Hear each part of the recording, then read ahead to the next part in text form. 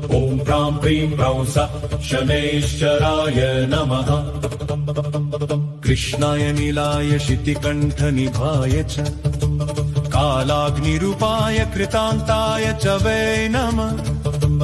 नमो निर्मांसदेहाय दीर्घश्मश्रुजटाय च नमो विशालनेत्राय शुष्कोदरभयाकृते पुष्कलगात्राय स्थूलरोम्नेऽथ वै नमः।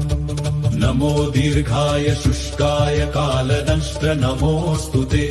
नमस्ते कोटराक्षाय दुर्निरीक्षाय वै नमः। नमो घोराय रौद्राय भीषणाय कपालिने नमस्ते सर्वभक्षाय बलिमुख नमोऽस्तु ते। सूर्यपुत्र नमस्तेस्तु भास्करे भयदाय च अधो दृष्टे नमस्तेस्तु संवर्तक नमोऽस्तु ते। नमो मंदगते तुभ्यं निस्त्रिंशाय नमोऽस्तु ते। तपसा दग्धदेहाय नित्यं योगरताय च नमो नित्यं क्षुधार्ताय अतृप्ताय च वै नमः। ज्ञानचक्षुर्नमस्तेस्तु कश्यपात्मजसूनवे।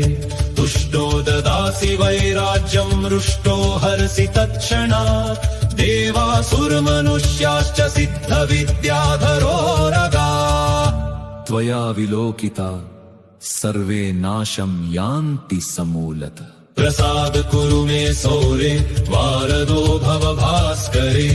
एवं स्तुतस्तदा सौरिर्ग्रहराजो महाबल। Download ShareChat.